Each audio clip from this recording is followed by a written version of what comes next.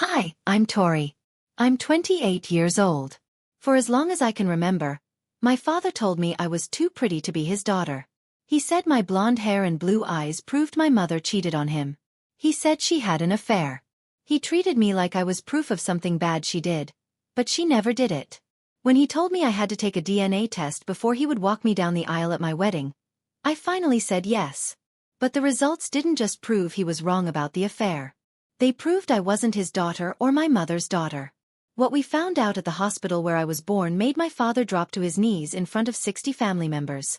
Before we start, if you like stories about truth and family secrets, take a moment to like and subscribe, but only if this story really means something to you. Write your location and the time where you are in the comments. I'd love to know where you're watching from.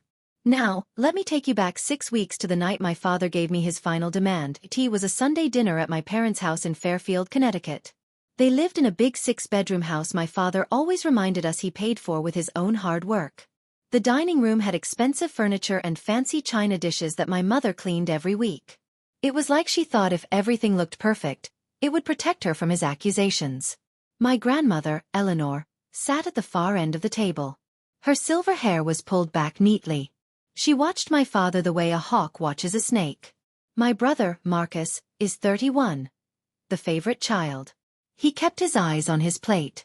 My mother, Diane, held her napkin like it was the only thing keeping her safe. And then my father, Gerald Townsend, cleared his throat. "I won't be going to your wedding, Tori." The words hit like a bomb. My mother's fork fell onto her plate with a loud sound. "Gerald," she whispered. "Please, not tonight." But he was already reaching into his jacket. He pulled out a folded piece of paper and slid it across the table toward me. "I've been thinking about this for a long time," he said. His voice was calm, like he had practiced saying it. "I won't walk another man's daughter down the aisle. Not until we figure this out once and for all." I looked at the paper. It was a form asking me to agree to a DNA test to see if he was my father. His name was already signed at the bottom. "You have 6 weeks," my father said. "Take the test. Share the results with the whole family. If you're mine, I'll be there at the wedding. I'll even say I'm sorry." He smiled, but it wasn't a kind smile. "But we both know what the test will show." My grandmother's teacup hit her plate with a sharp sound. My mother started crying, quiet tears running down her face. And I sat there, staring at my father's expensive watch shining under the light, thinking, 28 years. He's been building up to this moment for 28 years. I didn't sign the paper that night. I didn't leave angry, either. I just said, "Thank you for the reminder, Gerald. I'll remember this." And I meant every word. I should explain why that dinner didn't surprise me. By age 28, I had learned that my father's cruelty followed a pattern, as predictable as the ocean tide and twice as harsh. I was 7 the first time I understood I was different. I pressed my ear against my parents' bedroom door after I heard my mother crying. I heard him yelling at her. "Look at that blonde hair," he said angrily. "Where did it come from, Diane?" It certainly didn't come from me. At 12, I wanted to join the school volleyball team. My father refused to sign the permission form. "I'm not spending money on someone else's kid," he told me, right in front of Marcus, who got new baseball shoes that same week. At 18, Marcus went to Boston University. My father paid for everything: school fees, housing, food money, spending money. When I got accepted to nursing school, he looked at me across the same dining table and said, "Your real father can pay for yours." So I took out loans. I worked extra shifts at a diner. I graduated 6 years later with $60,000 in debt and a degree I earned without his help. The worst part wasn't the money or the missed chances. It was watching what his accusations did to my mother. Every argument they had, about anything, bills, vacations, Marcus's job, somehow always came back to me. I was his weapon. His proof. His constant reminder that she had supposedly betrayed him. The night before I left for college, my grandmother Eleanor pulled me aside. "Keep every paper from the hospital where you were born," she said, holding my wrist tightly. "Your birth certificate, any documents. I have a feeling we might need them someday." I didn't understand back then. But I kept the papers. And 18 years later, I finally learned why she told me to. That night, I drove back to my apartment in Hartford, a small one-bedroom place I had filled with second-hand furniture and pure stubbornness. Nathan was waiting on the couch. He's my fiancé. His laptop was open to house plans for a client he was working for. He had poured a glass of wine for each of us. He knew right away something was wrong. What did he do this time? I told him about the DNA form, the demand, the 6-week deadline. Nathan's jaw got tight with every word. Maybe you should just do it, he said finally. Take the test. Prove him wrong once and for all. Make him stop forever. I set down my wine glass, a cheap one from Target, nothing like the fancy crystal my father drank from, and looked at the small diamond ring on my finger. Nathan had designed the ring himself, based on a drawing I made years ago in a journal. It's not about proving him wrong anymore, I said. It's about freeing my mother. Nathan went quiet. He knew the story I was about to tell. 5 years ago, I got a call from my grandmother at 2 o'clock in the morning. She had found my mother in the bathroom with an empty bottle of sleeping pills. The ambulance got there just in time. Since then, my mother had been taking medicine for depression and seeing a therapist twice a week, slowly putting herself back together piece by piece. My father never said he was sorry. He never even admitted what his 23 years of accusations had done to her. He just kept saying he was right. My mother gave that man 35 years of loyalty, I told Nathan. Complete faithfulness. And he paid her back with 28 years of calling her a liar. I picked up my phone and looked up a local DNA testing lab I had researched months ago, Genetist. It was independent, certified, and most importantly, not connected to my father. I'll take the test, I said. But I'll do it my way. 2 weeks later, my father turned 60. The party was at the Fairfield Country Club, a fancy place with perfect green golf courses overlooking the water, a private dining room with huge windows, and 30 relatives gathered to celebrate the man who had made my mother's life a prison. I wore a simple black dress. Nathan squeezed my hand as we walked in, whispering, 2 hours. We can survive 2 hours. We couldn't. Halfway through dinner, after 3 glasses of expensive wine, my father stood up to give a speech. He thanked everyone for coming. He praised Marcus for his great career in finance. He raised a glass to my mother for her patience. Then his eyes found me. I see my daughter is here tonight, he said. The way he said, daughter, made it sound like he was putting the word in pretend quotation marks. A few relatives laughed uncomfortably. I hope she's been thinking about our conversation, about proving where she really comes from. The room went silent. Dad, Marcus said, starting to stand up from his chair. Maybe this isn't the right time. My father waved him off. No. This is exactly the right time. Family should be honest with each other. He smiled at me, that cold reptile-like smile I had seen 1,000 times. You know what they call a bird that lays its eggs in another bird's nest? A cuckoo. The cuckoo's egg looks beautiful, doesn't it? But it doesn't belong. It never did. Somewhere behind me, an aunt gasped. A cousin laughed quietly. My mother stared at her lap, tears dripping onto her expensive bracelet, a gilt gift my father had given her after one of their worst fights. I picked up my fork, set it down again, and stood up. Every eye in the room turned to me. Thank you for the reminder, Gerald, I said. My voice was steady.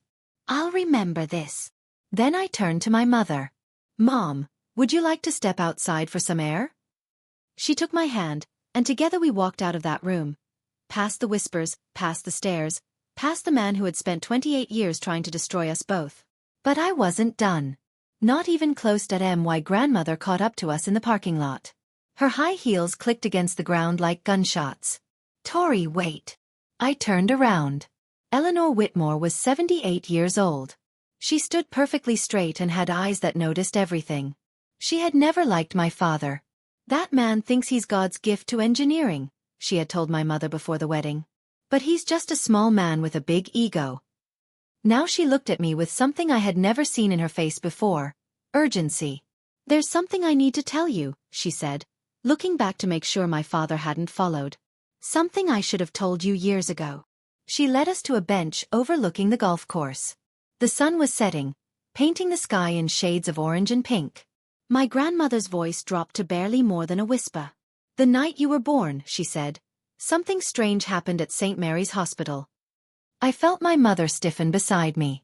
When the nurse brought you out to show me, your grandfather was still alive then, so we were both there. She looked terrified. Her hands were shaking. She handed you to Diane too quickly, then practically ran out of the room.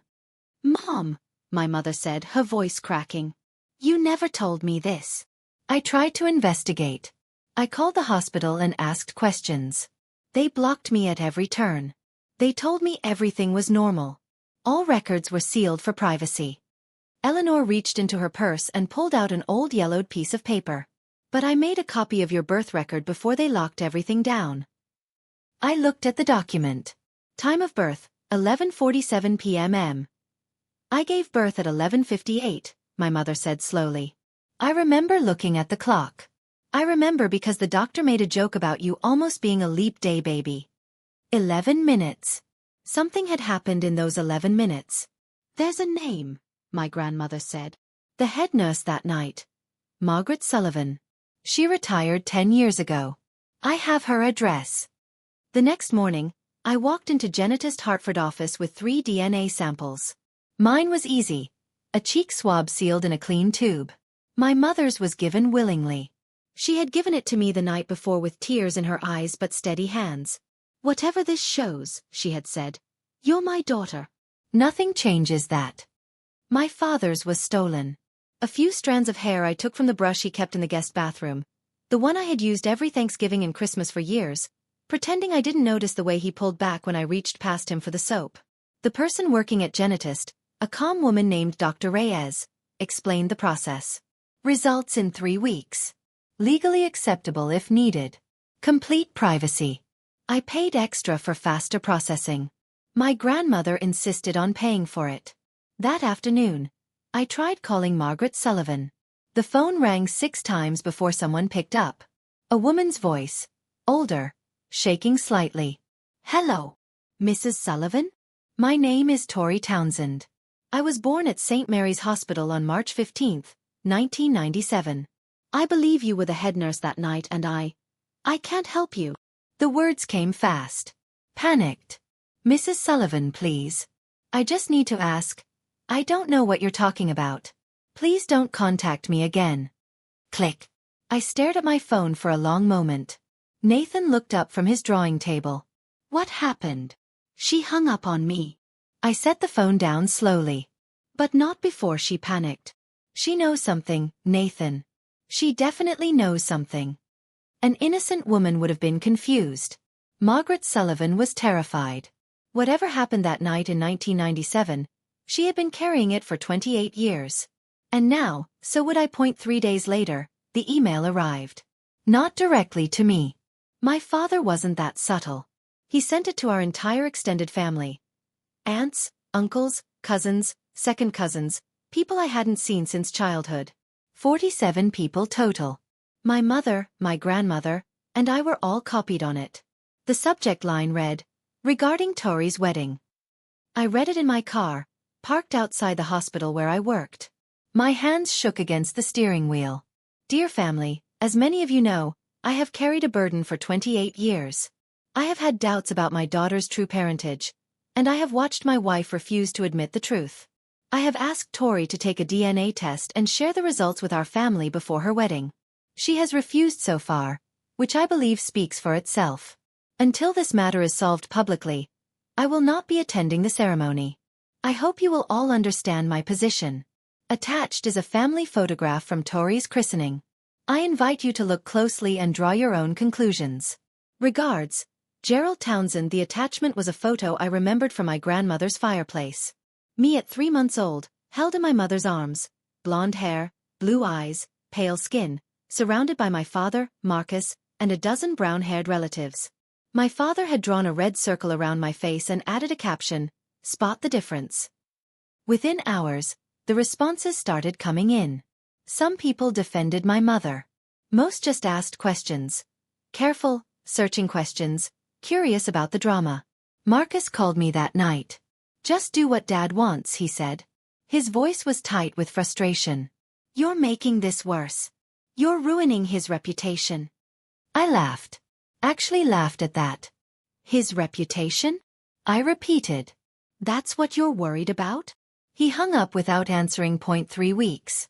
After I sent in the samples, the email from genetist arrived. It was 9:47 p.m. on a Tuesday. Nathan was traveling for work, a project meeting in Boston that couldn't be changed. I was alone in our apartment with a half-eaten salad on the coffee table and my laptop open to a streaming show I hadn't actually been watching. The subject line was simple: your DNA analysis results, secure document. I entered my password. I confirmed my identity. I opened the PDF. And then I read it 3 times because the first 2 times the words didn't make sense. Subject A, Tori Townsend, shows 0% genetic match with Subject B, Gerald Townsend. I had expected that. I had prepared for it. I had even made myself ready for the confirmation that my father was right about one thing, even if he was wrong about everything else. But then came the second line. Subject A, Tori Townsend, shows 0% genetic match with Subject C, Diane Townsend. I stopped breathing. 0%. Not my father's daughter. Not my mother's daughter. I called genetist's after-hours number. My voice was breaking as I demanded to speak with someone, anyone, who could explain this. A lab worker walked me through the results. No mistakes. No errors. No chance of being wrong. The samples were clear. The science was final. I was not related to either of my parents, which meant my mother had never cheated. My father had been wrong about that for 28 years. But it also meant something else. Something impossible. If Diane Townsend didn't have an affair, if she had been faithful like she had always said, then how was I not her biological daughter? I sat on my kitchen floor with my back against the cabinet, my phone in my lap, staring at the ceiling. For 28 years, my father called my mother a cheater. For 28 years, he was wrong about the affair. But he was right about one thing. I wasn't his daughter. The question was, whose daughter was I? I drove to my parents' house the next morning. I timed it for 10 a.m. Late enough that my father would be at his golf game, early enough that my mother would still be in her robe drinking tea in the sunroom. She looked up when I walked in. Her face immediately filled with worry. Tori, what's wrong? I sat down across from her and handed her my phone with the genetist report on the screen. I watched her read it. I watched the color leave her face. I watched her lips move silently as she read the numbers again and again. When she finally looked up, her eyes were wild. This is wrong, she whispered. This has to be wrong. I called the lab. I triple-checked everything. There's no mistake, Mom. But I gave birth to you.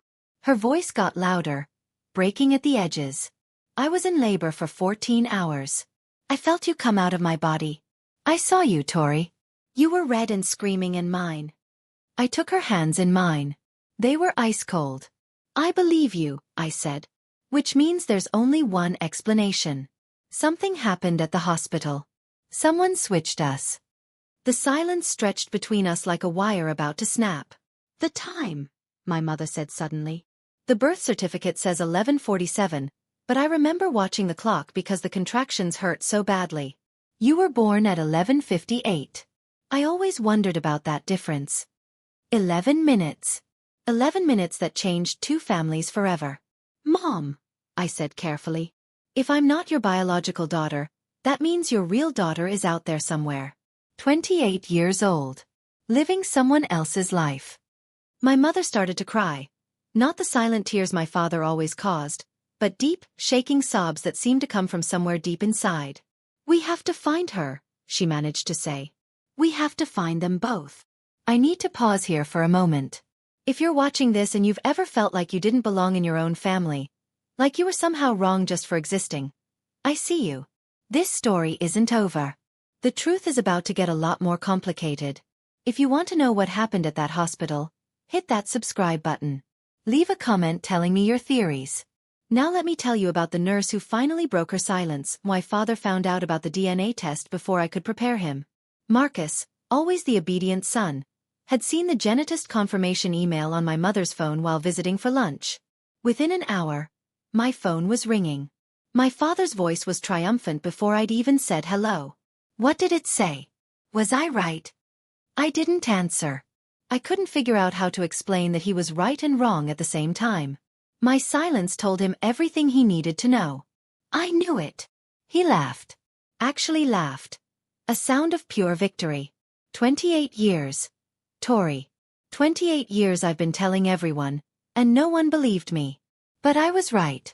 I was right all along. Gerald, does your mother know? Of course she knows. She's probably crying right now, trying to figure out how to spin this. I could hear him pacing, barely able to contain his excitement. I'm sending another email to everyone. This time with proof. You don't understand. I understand perfectly. You're not my daughter. Your mother lied to me for almost 3 decades, and now everyone will know exactly what kind of woman Diane Townsend really is. He hung up before I could explain that Diane hadn't lied, that she had been telling the truth all along, that the real story was something none of us had ever imagined. Within the hour, my father called my mother and told her to pack her bags. I want you out of my house by the end of the month, he said. I'm done with your lies. My grandmother drove over immediately to stay with her. When I arrived that evening, I found them both in the living room. My mother curled up on the couch like a wounded animal, my grandmother standing guard like a silver-haired warrior. He thinks he's won, I said quietly. My grandmother looked at me with those sharp, knowing eyes. Then let's show him the rest of the story. The next 3 days were the hardest of my life. I thought about canceling the wedding, not because of my father, but because I couldn't stand the thought of my mother's victory being overshadowed by a white dress and champagne. Nathan refused. We're getting married, he said, holding my face in his hands. Period. Your father's problems are not our problems. We don't postpone our life for his tantrum. But I couldn't move forward without the truth. And the truth was locked inside Margaret Sullivan's memory. I called her again and again, 5 times in 3 days. Each call went straight to voicemail. On the 6th try, I left a different message. Mrs. Sullivan, my name is Tori Townsend. I know you remember that name. I have DNA evidence, certified, legally acceptable DNA evidence, that proves a baby was switched at St. Mary's Hospital on March 15, 1997. I'm not looking to blame you. I'm not looking to sue anyone. I just need to know who I am. I paused, steadying my breath. If you don't call me back, my next call will be to a lawyer. I'll demand the hospital records. I'll start a formal investigation. And whatever you've been hiding for 28 years will come out in the worst possible way. I waited. 1 hour. 2. At 4:17 p.m. My phone buzzed with a text from an unknown number. Thursday. 2 p.m. Riverside Diner, Bridgeport. Come alone. I stared at the message for a long time. Then I texted back. I'll be there. Whatever Margaret Sullivan had been carrying for 28 years, she was finally ready to let it go. The question was whether I was ready to hear it. Riverside Diner was the kind of place time forgot. Plastic seats patched with duct tape, a jukebox that only played old songs, and coffee that had probably been sitting there since the 1980s. Margaret Sullivan sat in the corner booth with her back to the wall. She was 72, smaller than I had imagined, with silver hair pulled into a tight bun. Her hands shook against her coffee cup. She looked up when I slid into the seat across from her. You look just like her, she said quietly. Linda. Your biological mother. Same hair. Same eyes. I felt my heart skip a beat. You know who my biological mother is? Margaret closed her eyes for a long moment. When she opened them, they were wet with tears. I've carried this for 28 years, she said. Every single day, wondering if I did the right thing by staying quiet. Wondering if I should have spoken up when it happened. She reached into her purse and pulled out a worn leather journal with yellowed pages. This is my shift log from March 15, 1997. The night you were born. She opened it to a marked page and slid it across the table. I read her cramped handwriting, my blood running cold with every line. 11:47 p.m. Baby girl number 1 born to Diane Townsend. Healthy. 7 pounds 2 ounces 11:58 p.m. Baby girl number 2 born to Linda Morrison. Healthy. 6 pounds 4 ounces 12:32 a.m. Incident. Trainee nurse Carla Harris mixed up infants after bathing. Realized error at 2:15 a.m. Both families had already bonded. 2:45 a.m. Meeting with hospital administrator. Decision made to correct records. not families. Less traumatic for everyone. NDA required for all staff present. I looked up at Margaret. My hands were shaking. They knew, I whispered. They knew that night. And they covered it up. The administrator said it would cause more harm to switch you back. Both mothers had already held their babies, fed them, named them. Margaret's voice cracked. I was 24 years old. They threatened my license, my pension. They made me sign a non-disclosure agreement. I had 2 kids of my own to feed. Who was the other baby? I asked. The one who went home with Linda Morrison? Margaret pulled out another piece of paper. A printout from a social media page. A woman my age. Brown hair. Brown eyes. A smile that looked exactly like Marcus's. Her name is Rachel Morrison, Margaret said. She's 28 years old. She lives in Springfield, Massachusetts. She looked at me with eyes full of decades of guilt. And she's your mother's biological daughter. That night, I sat in my apartment with my laptop open to Rachel Morrison's LinkedIn profile. Elementary school teacher at Springfield Public Schools. Graduate of UMass Amherst. Volunteer at the local animal shelter. Her profile picture showed a woman with brown hair and warm brown eyes, standing in front of a classroom decorated with colorful alphabet letters. She looked exactly like what my brother Marcus might have looked like if he had been born a woman. I wrote the message 17 times before finally hitting send. Hi Rachel, this is going to sound completely insane, and I apologize in advance. My name is Tori Townsend. I was born at St. Mary's Hospital in Bridgeport, Connecticut on March 15, 1997, the same night and place as you. I recently did a DNA test that showed I'm not biologically related to either of my parents. I've since spoken with a nurse who was working that night, and she confirmed that 2 babies were accidentally switched. I believe you're the biological daughter of Diane and Gerald Townsend. And I believe I'm the biological daughter of Linda Morrison. I have documentation. I have a witness statement. I'm not looking for anything from you. I just thought you deserved to know the truth. If you're willing to talk, please call me. I included my phone number and closed the laptop before I could second-guess myself. 24 hours passed. I checked my phone every 10 minutes like a teenager waiting for a text back from a crush. Then, at 9:38 p.m. the following night, my phone rang. Is this Tori? The voice on the other end was shaky, uncertain, but something in it felt familiar. Rachel. A long pause. A shaking breath. My whole life, people have told me I don't look like my parents. My dad, well, my legal dad, used to joke that maybe the hospital made a mistake. We all laughed about it. She let out a sound that was half laugh, half sob. I guess it wasn't a joke after all. We talked for 3 hours that night. By the end, we had both agreed to take another DNA test, this one comparing Rachel to Gerald and Diane. The results would be ready in 10 days. Just in time for my engagement party. Over the next week, I built my case like a lawyer preparing for trial. First, the documents. I had my original genetist report showing 0% match with both Gerald and Diane. I had Margaret Sullivan's handwritten shift log from 1997, which she had finally agreed to let me photograph. I had a notarized statement from Margaret, signed in front of a witness at her lawyer's office. Her own decision, she said, to finally clear her conscience. The hospital threatened me for 28 years, she told me when I picked up the document. I'm 72 now. What are they going to do? Fire me from retirement? Second, the DNA. Rachel had sent in her samples to genetist using the same fast process I had. Her results comparing to Gerald and Diane would arrive 2 days before the engagement party.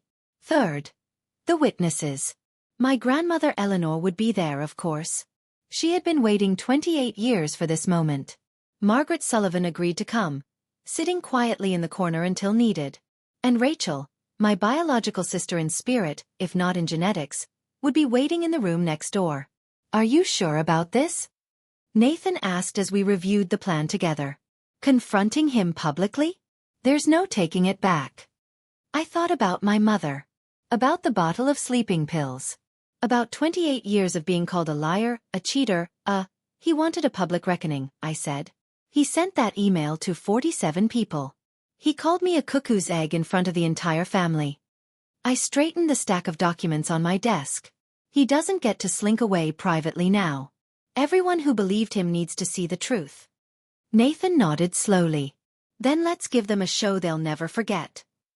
3 days before the engagement party, Rachel's DNA results arrived. Subject A, Rachel Morrison, shows 97% genetic match with Subject B, Gerald Townsend. Subject A, Rachel Morrison, shows 98% genetic match with Subject C, Diane Townsend. I read the numbers 3 times, tears streaming down my face. Then I called Rachel. Can you meet me tomorrow? In person? We chose a Starbucks halfway between Hartford and Springfield, neutral ground for 2 women whose entire lives had just been rewritten by science. She was already there when I arrived, sitting at a corner table with 2 untouched coffees. When she saw me, she stood up so fast her chair nearly tipped over. For a long moment, we just stared at each other. She had brown hair, brown eyes, a strong jawline I had seen on Marcus 1,000 times, a subtle dimple on her left cheek, the same one my father had. And I had blonde hair, blue eyes, a button nose, and fair skin that matched the photos Margaret had shown me of Linda Morrison. We were strangers who should have been sisters. Sisters who were raised by the wrong families. This is so weird, Rachel whispered. Then she laughed. And I laughed. And suddenly we were hugging in the middle of a Starbucks, crying into each other's shoulders while the workers pretended not to notice. I want to meet them, Rachel said when we finally pulled apart. Diane and Gerald. My biological parents. You will, I promised. In 3 days. I didn't tell her that one of those parents would be on his knees when she walked into the room. The engagement party was held at Whitmore Estate, my grandmother's family home, a beautiful old manor with rose gardens and fairy lights strung through 100-year-old oak trees. She had insisted on hosting. To give you a proper celebration in a place where Gerald's ego can't reach, she said. 60 guests arrived that evening in nice party clothes. Aunts and uncles, cousins, family friends, and every single person who had received my father's accusing email. I wore a navy blue dress and carried myself like a woman who had already won.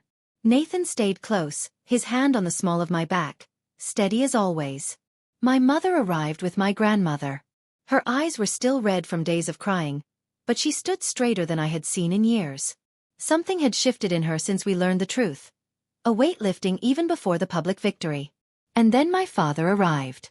He came late, of course. Fashionably late, as he would call it. Letting the crowd gather. Letting the anticipation build. He wore an expensive suit, his fancy watch catching the chandelier light, a smirk playing at the corners of his mouth. He thought this was his victory lap. He had no idea. I watched him work the room, shaking hands, accepting sympathy from relatives who believed his version of events. Such a difficult situation, I heard an aunt whisper to him. You've been so patient. Marcus stood beside him, uncomfortable but obedient, the loyal soldier he'd always been. In the corner of the room, Margaret Sullivan sat quietly with a glass of water, her hands still trembling after all these years. And in the room next door, through a door that connected to the main hall, Rachel Morrison waited for her cue. I checked my phone. Nathan nodded. It was time. Halfway through the party, my father asked for a microphone. The room got quiet as he stepped onto the small raised platform my grandmother had set up for speeches. He cleared his throat, adjusted his jacket, and smiled at the crowd like a king addressing his kingdom. First, I'd like to congratulate Nathan, he began. You're a brave man, marrying into this complicated family. A few nervous laughs rippled through the crowd. But I think we all know why I'm really up here. My father's eyes found me in the crowd, and something cold flickered in them. There's been a lot of talk lately. A lot of guessing. I asked Tori to take a DNA test, and I know she did. What I don't know is why she's been hiding the results. The room went completely silent. So I thought I'd help her out. He reached into his jacket and pulled out a folded piece of paper. My son was kind enough to share a copy of the report with me. Marcus had the decency to look ashamed at least. My father unfolded the paper with slow, dramatic movements. 0% genetic match with Gerald Townsend. 0% genetic match with Diane Townsend. Gasps echoed through the room. My mother gripped Eleanor's hand. 28 years. My father's voice rose with vindicated fury. 28 years I've been telling everyone that something wasn't right. And now the science proves it. He turned to my mother, his face twisted with decades of built-up anger. You lied to me, Diane. You lied to everyone. And now the whole family knows exactly what kind of woman you really are. The silence that followed was total. And then I started walking toward the stage. You're right, Gerald. My voice was calm as I stepped onto the platform and took the microphone from his hand. He was so surprised he let me. The DNA test shows I'm not your biological daughter. And I'm not Mom's biological daughter either. My father's smirk widened. A few relatives exchanged knowing glances. But not because Mom had an affair. The smirk faded. I turned to face the crowd. All 60 of them. Every person who had received that email. Every relative who had whispered about my mother for years. Let me introduce you to someone. I nodded toward the side door. Rachel stepped through. 28 years old. Brown hair. Brown eyes. A jawline that was unmistakably, undeniably Townsend. The room erupted in whispers. Someone dropped a champagne glass. Marcus made a strangled sound. This is Rachel Morrison, I said. She was born 11 minutes before me at St. Mary's Hospital on March 15, 1997. The night I was born, there was an accident. A trainee nurse mixed up 2 babies after bathing them. And the hospital covered it up to avoid a lawsuit. I pulled out my phone and tapped the screen. The wall-mounted display I had arranged earlier lit up, showing the genetist reports. Rachel's DNA shows a 99.97% match with Gerald Townsend. A 99.98% match with Diane Townsend. I let that sink in. She is your biological daughter, Gerald, the daughter you've been searching for. And she's been living in Massachusetts her entire life because a hospital made a mistake and chose to hide it. My father's face had gone white. He looked at Rachel, really looked at her, and I watched 28 years of certainty crumble. This is Margaret Sullivan, I continued as Margaret rose from her corner seat. She was the head nurse that night. She has a notarized statement confirming everything I've just told you. The shift logs, the hospital cover-up, all of it. Margaret stepped forward, her voice shaky but clear. Mr. Townsend, I was there. I watched it happen. Your wife never betrayed you. Never. The hospital made us all sign non-disclosure agreements. They threatened our jobs, our pensions. I'm sorry I didn't speak up sooner. I turned back to my father, whose hands were now gripping the edge of the platform like a man trying not to drown. You wanted science, Gerald. Here it is. Every document. Every signature. Every detail of the 11 minutes that changed 2 families forever. At that moment, standing on that stage with Rachel beside me, I felt something I'd never felt in 28 years. Vindication. Not for myself, but for my mother. For every tear she'd cried. Every accusation she'd swallowed. Every sleepless night spent wondering if her own husband would ever believe her. If this story is resonating with you, please share it with someone who needs to hear it. Sometimes the truth takes decades to surface. Now let me tell you what happened when Gerald finally understood what he'd done. Gerald Townsend had spent 28 years being certain. Certain that his wife had betrayed him. Certain that his daughter was proof of her unfaithfulness. Certain that his suspicion made him right. That his cruelty was justified. That science would eventually prove him correct. Now science had spoken. And it had destroyed every foundation he'd built his identity on. He looked at Rachel, this stranger with his jawline, his eyes, his blood, and something in him shattered. He looked at the DNA results on the screen, the numbers that proved him right about my parentage but catastrophically wrong about everything else. He looked at Margaret Sullivan, whose trembling testimony had just demolished 28 years of accusations. And then his knees buckled. Gerald Townsend, proud, arrogant, certain Gerald Townsend, collapsed onto the platform like a puppet whose strings had been cut. He caught himself on one knee, his hands slapping against the hardwood floor, his chest heaving with ragged breaths. I didn't know, he whispered. How could I have known? How? You could have trusted her. My voice was quiet but carried through the silent room. You could have investigated. You could have looked for other explanations instead of assuming the worst about the woman who loved you. But the hair. The eyes. Genetics are complicated. Recessive genes exist. Hospital mistakes happen. I stepped closer, looking down at the man who had made my childhood a battlefield. But you chose suspicion. You chose cruelty. For 28 years, you punished Mom and me for a crime that never happened. From across the room, I heard a chair scrape back. Marcus, silent, obedient Marcus, stood up. For a moment, I thought he would come to his father's defense like he always had. Instead, he walked past my father without a glance and crossed to our mother's side. Mom. His voice cracked. I'm sorry. I should have said something years ago. I should have. Diane pulled him into a hug, her tears soaking into his shoulder. And my father remained on his knees, watching his family choose each other over him. For 28 years, my mother had lived in Gerald Townsend's shadow. She had endured his accusations at breakfast, at dinner, and every moment in between. She had cried herself to sleep more nights than anyone knew. She had swallowed his cruelty like medicine, telling herself that maybe someday he would see the truth. Now the truth was everywhere, on screens and documents, in the face of a stranger who carried her blood. Diane stepped forward slowly, her heels clicking against the hardwood floor. The crowd parted for her. Even Marcus stepped aside. She stopped in front of my father, who was still on one knee, his face wet with tears. I'd never seen him cry before. 28 years, Gerald.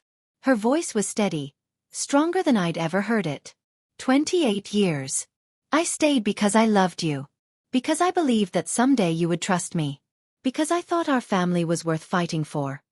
My father looked up at her. Diane, she raised her hand, cutting him off. Not yet. You don't get to apologize yet. The room held its breath. You owe me an apology in front of every person who received that email. You owe Tori an apology for every birthday you ruined, every graduation you ignored, every moment you made her feel like she didn't belong in her own family. She gestured toward Rachel, who stood frozen near the door. And you owe Rachel an apology for being the father she deserved but never had. My father's shoulders shook with sobs I hadn't known he was capable of. I didn't need the world to believe me, Gerald. My mother's voice cracked on the last word. I needed you to believe me. And you never did. She turned her back on him and walked to where Rachel stood. Hello, she said softly, tears streaming down her face. I'm your mother. I'm so sorry it took so long to find you. It took my father 3 attempts to stand. Marcus didn't help him. Neither did I.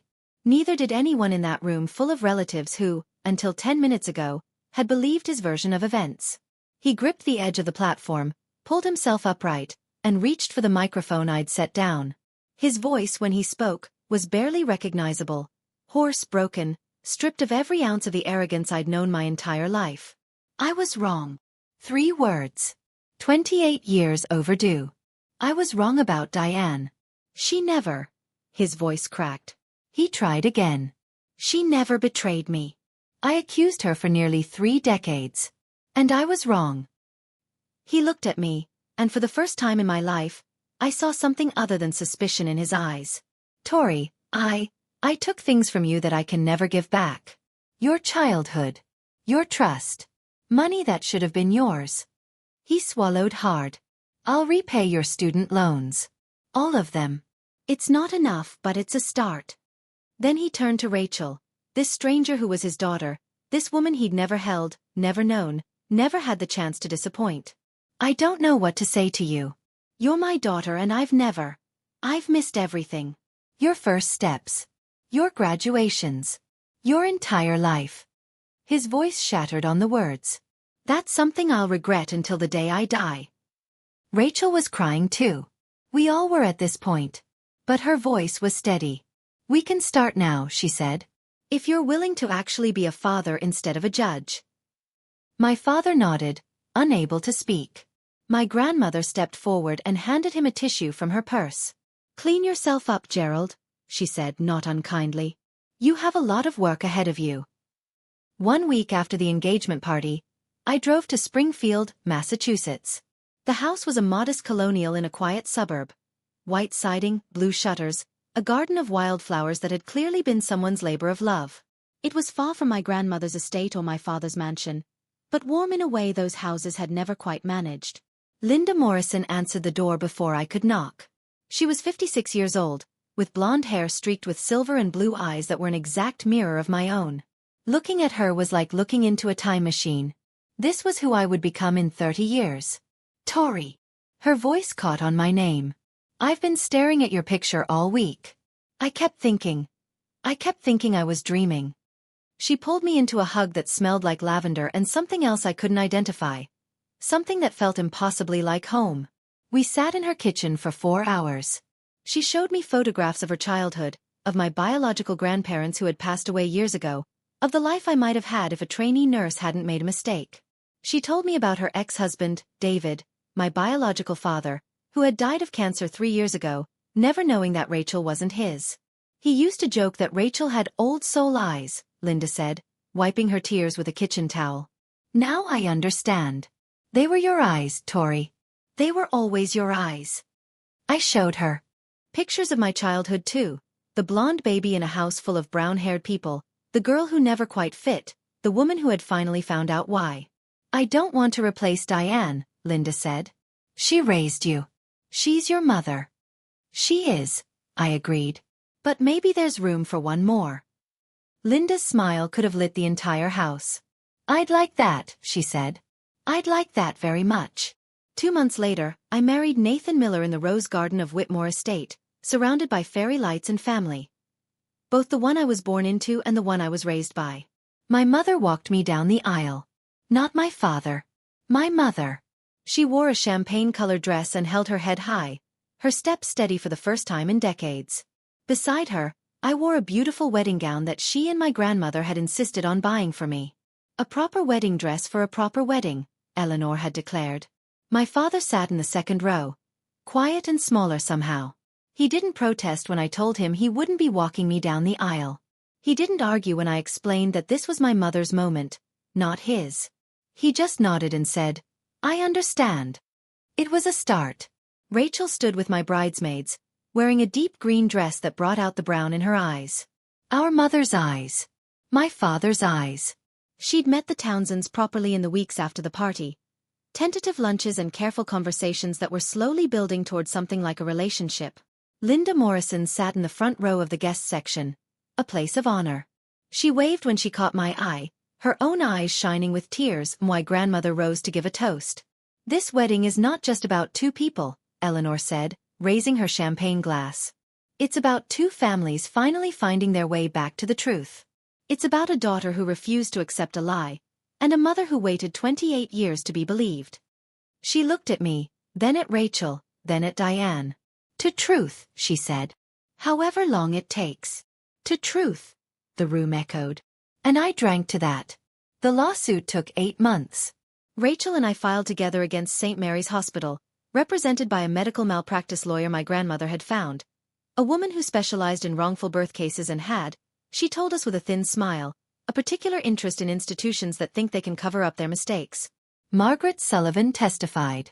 Her notarized statement was backed by the original shift log she'd kept hidden for 28 years.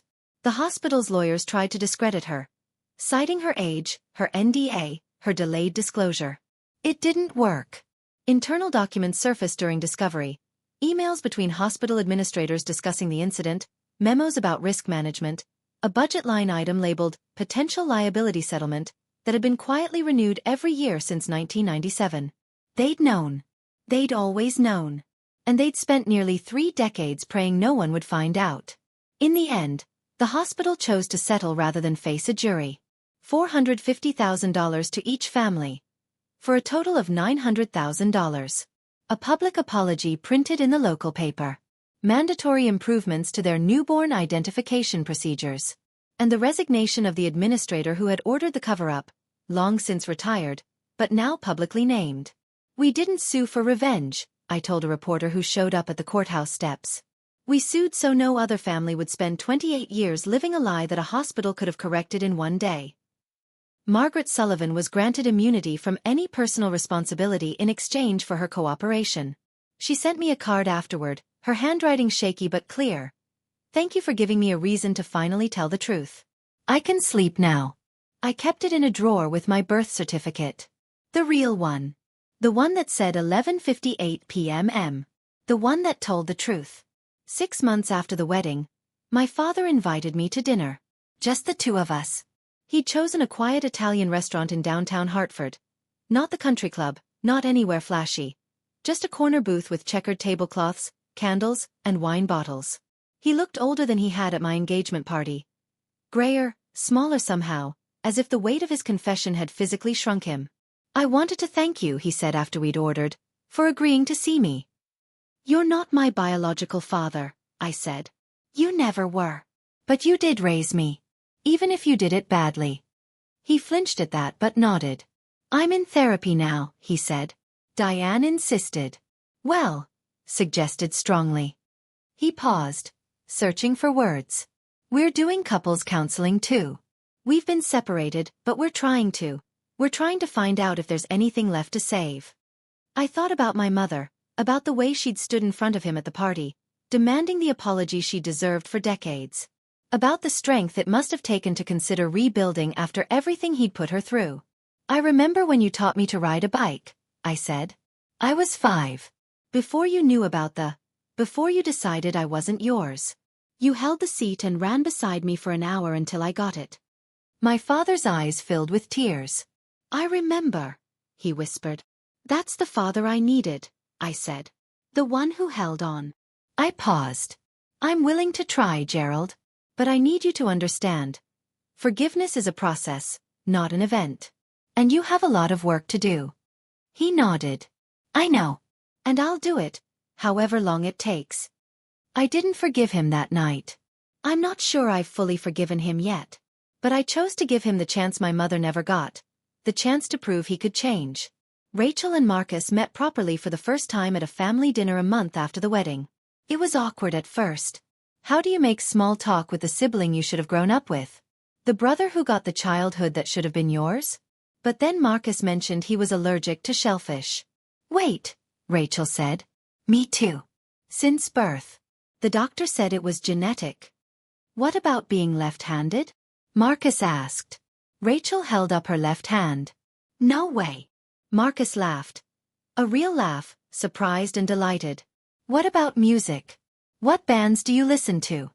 30 minutes later, they discovered they both loved an obscure indie folk band that nobody else in either family had ever heard of. Both hated cilantro with an inexplicable passion. And both had a habit of tapping their right foot when they were thinking. "This is so weird," Marcus said, shaking his head. "You're like a mirror. But, a girl version." "I was going to say shorter," Rachel teased. She threw a bread roll at him. And for the first time in my memory, a Townsend family dinner had genuine laughter. Not the polite, strained kind that my mother had always worked so hard to create, but real laughter, the kind that comes from people who are actually happy to be together. It was a small moment. But it felt like the beginning of something new. 3 months after the wedding, Diane and Linda met for lunch. I wasn't there, but my mother told me about it.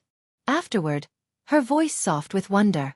They'd chosen a cafe halfway between their houses, neutral ground, as Rachel and I had done months earlier. Linda had brought photos of Rachel's childhood. Diane had brought photos of mine. They'd sat there for 3 hours, trading stories about daughters they'd raised but hadn't birthed. "She told me about Rachel's first words," Diane said. "And I told her about yours.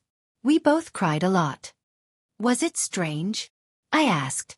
"Meeting the woman who raised your biological daughter?" My mother considered the question for a long moment. "I thought it would be," she admitted. "I thought I'd feel, I don't know, jealous, angry. But when I looked at her, all I could think was, she loved Rachel the same way I loved you. Completely. Without question." She reached across the table and took my hand. "We lost 28 years," she said. "But we gained each other. And we gained the truth. That has to count for something." Linda and Diane have lunch together once a month now. They've become friends, an unlikely friendship born from shared loss and unexpected connection. They call each other the other mother. And in a strange way, I think it's helped them both heal. I'm sitting in our new apartment now. A 2-bedroom in a nicer part of Hartford with room for Nathan's home office and space for the nursery we'll need soon. The walls are covered with photographs. My wedding day with my mother on one side and Linda Morrison on the other, Rachel and me at Thanksgiving. Our first holiday together, my grandmother Eleanor looking triumphant at her birthday party last month. Nathan is in the kitchen making dinner. Something complicated with too many ingredients. He's been on a cooking kick lately. I've been thinking a lot about the past year. About identity and family and what it means to belong. For 28 years, I tried to prove I was a Townsend. I tried to straighten my blonde hair to make it look darker. I learned to golf because my father loved golf. I studied nursing instead of art because it was practical, reliable. Not something a cuckoo's egg would choose. I spent my whole life trying to fit into a mold that was never meant for me. Now I know. I was never supposed to fit. I was someone else's daughter, living someone else's life, carrying someone else's DNA. But here's what I've learned. DNA doesn't make a family. The woman who held my hand during nightmares. Who taught me to read. Who stayed married to a man who tortured her just to keep our family together. That's my mother. Not biology. Love. Nathan walks in with 2 plates and a knowing smile. You're doing that thing again, he says. The deep thinking while staring at nothing thing. I laugh and take the plate he offers. On the coffee table, tucked between a stack of baby name books and a pregnancy journal, is the test I took this morning. Positive. I don't know whose DNA this baby will carry. Mine, Nathan's, some echo of the Morrisons or the Townsends. But I know one thing for certain. This child will know they're loved from the very first moment. Without condition. Without doubt. That's the only proof that matters. If you're watching this and you've ever been accused of something you didn't do, by a parent, a partner, anyone who should have trusted you, I want you to know, the truth has a way of surfacing. Sometimes it takes 28 years. Sometimes it takes a DNA test and a brave nurse with a guilty conscience. But it surfaces. Don't let anyone's suspicion define your worth. And if you're the one doing the accusing, ask yourself. Is my certainty worth destroying the people I love? My father spent 28 years being certain. He was certain my mother cheated. He was certain I wasn't his. He was certain his cruelty was justified. He was wrong about all of it. Trust is a choice. Doubt is easy. But 28 years of doubt can destroy a family.